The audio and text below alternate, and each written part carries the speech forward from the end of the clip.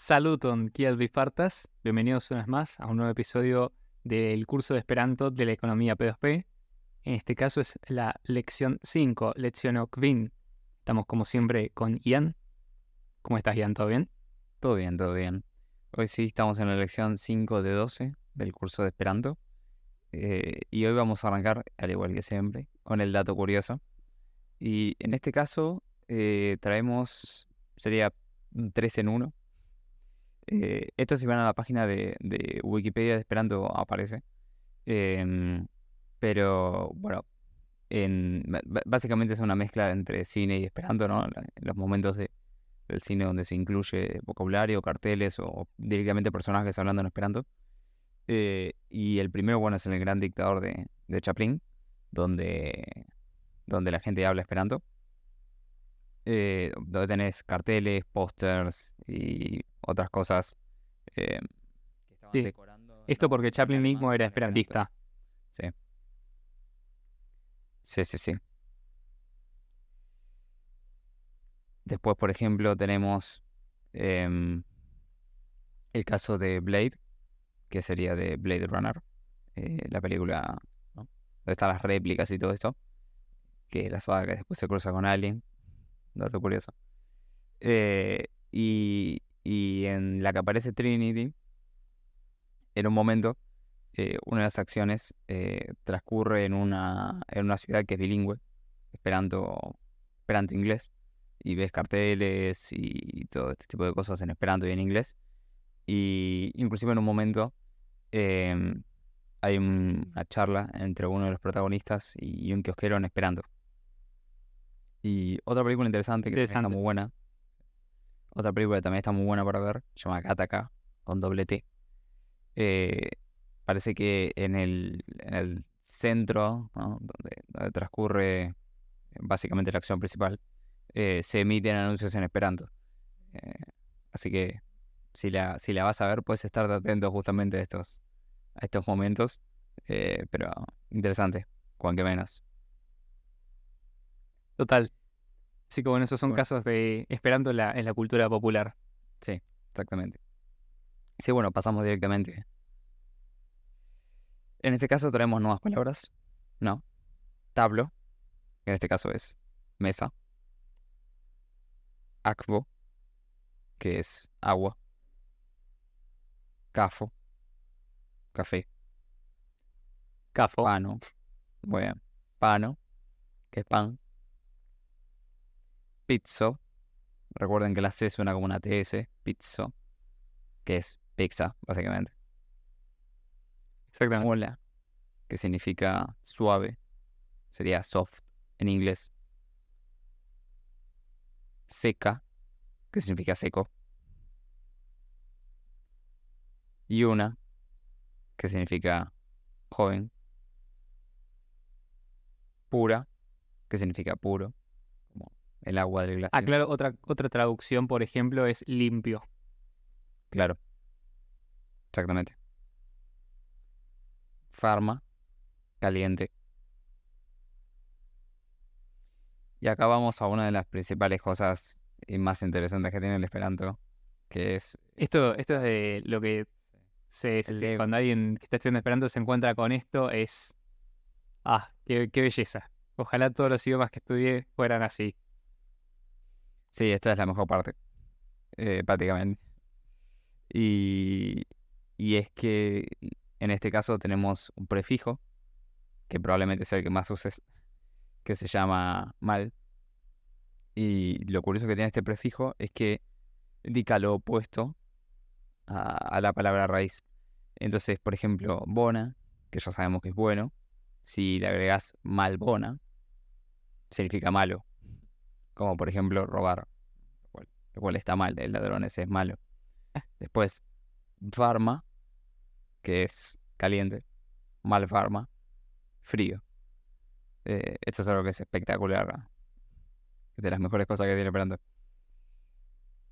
Acá tenemos más ejemplos como longa, ¿no? Y mal longa sería corto, como por ejemplo el pelo Exactamente. que tiene este chico, pelo corto. Mola, que ya vimos que era suave o soft. que es malmola, significaría duro, o sea, hard en inglés.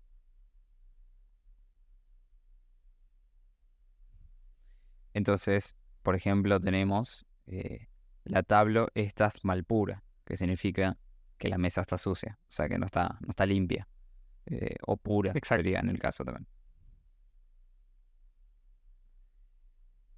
La gato estás malyuna, significa que el gato es lo opuesto a joven, o sea, viejo, Viejo. exactamente. Y acá sí, Bueno, habiendo visto sí, el pasamos. prefijo mal, que es una de las cosas más lindas y más sencillas que tiene el Esperanto, Pasamos a la peor. pasamos y, ojo, a ver, no es tan Sí, mala la como peor. parece, No. la gente se asusta, no es la peor ni por Pero lejos, al no, principio es como El que Esperanto está sí, porque intentando. esto en español no lo tenemos, entonces hay otros idiomas que lo tienen, como por ejemplo el alemán o el ruso tienen un caso acusativo, ¿no? Entonces, tradicionalmente nosotros cuando ahora mencionamos los sustantivos, recuerden que los sustantivos siempre en esperanto terminan con o, por ejemplo, cafo, pano, tablo, etcétera, siempre terminan con o con oi, en el caso de que sea en plural. Esto lo vimos, si no, pueden repasar las lecciones anteriores. Puntualmente el acusativo todos esos sustantivos están en un caso gramatical que se denomina nominativo, es decir, simplemente nombramos al objeto, es decir, lo nombramos, o sea, no hacemos referencia a ningún contexto ni en ninguna frase. Ahora bien, en el caso nominativo, todos los sustantivos terminan en o. Sin embargo, el Esperanto, además del caso nominativo, tiene un caso extra, y este es el único caso adicional al nominativo que va a tener el Esperanto, que se llama acusativo. Y el acusativo, tradicionalmente, gramaticalmente, se lo define como el complemento directo, ¿no? Que reproduce el significado del verbo o expresa otro estrechamente relacionado con él. Esta es una definición que da la RAE de lo que es el acusativo. En el Esperanto, ¿cómo lo marcamos? Bueno, tiene una terminación especial y es la terminación N, o en Esperanto la letra se llama no, o sea, la terminación no. Y siempre se incluye en el caso del acusativo. A diferencia de otros idiomas, en el Esperanto, cuando la palabra está en acusativo, siempre se marca. Entonces, ¿cómo se marca? Bueno, tomamos el sustantivo o el adjetivo, que en este caso terminan en o en a respectivamente, y le ponemos una n al final. Entonces, y recordemos el acento no varía, entonces sería Esperanto en nominativo y Esperanton en acusativo, ¿no? Grandacato, gato grande, en nominativo y Grandancaton en acusativo. Ahora, esto básicamente cómo se demarca, cómo se denota el acusativo. Pero bueno, ¿para qué nos sirve el acusativo? Pasemos a la siguiente diapositiva. Básicamente hay dos tipos de verbo. Y esto lo vamos a repasar muy rápidamente porque tampoco es que se tienen que memorizar cada verbo. Va a ser muchas veces intuitivo cómo funcionan los verbos, pero en definitiva hay dos tipos de verbos. Están los verbos transitivos y los intransitivos. Acá lo que nos interesa son los verbos transitivos. Básicamente son los que realizan una acción o que tienen un complemento directo. Es decir, y el complemento directo sería lo que viene en caso acusativo, que siempre va a estar remarcado con la terminación no. Por ejemplo, son verbos que demuestran una acción que se realiza sobre el objeto directo, que recibe esa acción.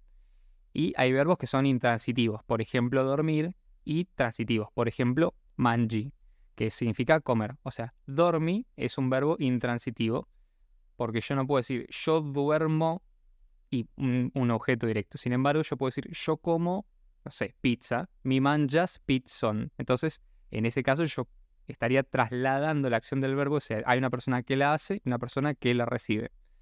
Creo que en la siguiente diapositiva ya tenemos los primeros ejemplos para que esto se vuelva más claro. Sí. Bueno, justo el ejemplo era uno muy parecido al que acabo de decir. Ella come pizza. Nosotros en español diríamos ella come pizza y, digamos, pizza y ella no llevan en español ninguna terminación especial. Sin embargo, en Esperanto, nosotros marcamos precisamente quién es el que realiza la acción y quién es el que la recibe. Por ejemplo, she manjas pizzon. En el caso de pizzon, como es la cosa que recibe la acción de ser comido, entonces se lo marca con la terminación especial no o n. She nos lleva acusativo, o sea, nos lleva la terminación no porque es la que realiza la acción. Si hubiera sido al revés, si nosotros dijéramos que una pizza está comiéndola a ella, diríamos pizzo manjas shin. En el caso de los pronombres personales, también reciben acusativo en caso de necesitarlo. Entonces, esto sería una forma también muy práctica de marcar, ¿no?, quién es el que realiza la acción y quién es el que la recibe. ¿Y por qué es importante en Esperanto? Porque si yo, por ejemplo, dijera "Ŝi manĝas pizzo", y bueno, sería bastante obvio por el contexto que la pizza es lo que es comido y quien come es "ŝi". Bueno, en este caso se marca así porque en Esperanto el orden de las palabras es completamente libre. Entonces yo podría, por ejemplo, decir "ŝi manĝas pizzon" o "ŝi pizzon manĝas" o "pizzon manĝas ŝi", y en cualquier caso siempre estaríamos marcando quién es el que recibe la acción y quién es el que la hace. Y esto solamente ocurre, obviamente, en el caso de los verbos transitivos. Otro ejemplo es "no les gusta el pan seco". Y acá tenemos en el caso de cuando tenemos un objeto directo que tiene además un adjetivo. Entonces, "no les gusta ili ne ŝatas secan panon", el pan seco. Entonces ahí lo que hacemos es también ponemos la terminación "n" tanto en en el adjetivo como en el sustantivo. También podríamos alterar libremente el orden de del adjetivo y del sustantivo, y podríamos decir "ili ne ŝatas panon secan", serían exactamente lo mismo, pero siempre marcamos precisamente quién es el que recibe la acción del verbo y quién es el que la hace. Ŝati, si bien no es una acción concreta, es decir, no es algo que nosotros vemos materializado, es un verbo transitivo porque hay alguien que gusta y hay alguien que recibe la acción de ser gustado, por así decirlo. Entonces, en este caso, ŝati, el verbo ŝati, que significa gustar, recibe también, o sea, se considera un verbo que es transitivo, o sea, porque transiciona, pasa por la acción de un objeto a un complemento directo. Bueno, en el caso también de los pronombres posesivos que habíamos revisado en lecciones anteriores, tenemos que "él toma mi agua" se puede traducir como "li trinkas mian akvon". De nuevo, como mia es un adjetivo, recibe igualmente la terminación "no", y en ese caso se transformaría en mian akvon. De nuevo, insisto, podríamos decir "li mian akvon trinkas", él mi agua bebe. Entonces sería de esa forma siempre consistente en el Esperanto y siempre aclaramos específicamente quién es el que hace la acción y quién la recibe. Bueno, si el objeto directo es plural, también se le agrega la "n" luego de la terminación "io", de la terminación en plural. Entonces, recordemos cómo se diría gatos pequeños. Bueno, gato es fácil, es gato. Gatos es katoi, porque lo hacemos plural. Pequeños, y esto es muy interesante, porque acá empezamos a ver cómo se empieza a combinar todo en Esperanto para darnos oraciones que pueden ser complejas, pero que con pocos elementos construimos un montón. Pequeños, no sabemos decir pequeños, pero sabemos decir grande. Bueno, granda, como es plural, sería grandai. Bueno, grandai katoi sería grandes gatos, y gatos pequeños, bueno, pequeño es lo contrario de grande, entonces yo diría malgrandai. Entonces, malgrandai katoi es, nuevamente, gatos pequeños. Entonces, ellos tienen gatos pequeños, sería ili havas malgrandain katoin. De nuevo, se le pone la terminación con "n" a la terminación en plural. Y esto es, digamos, toda la complejidad que puede recibir el acusativo del Esperanto, no tiene mucho más.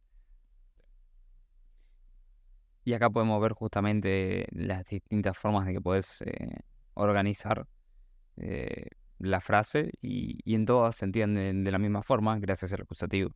Entonces, por ejemplo, "yo te amo", que es algo que en español decir "amote yo", "te amo yo", ponerle que eso se podría entender, pero no mucho más. En Esperanto puede decir "mi amas bin", entonces se entiende que yo te amo a vos, porque bin es el que tiene. Bin mi amas, se sigue entendiendo. Obviamente hay algunos que uno está más acostumbrado por tu lengua materna, eh, o no, depende justamente de eso.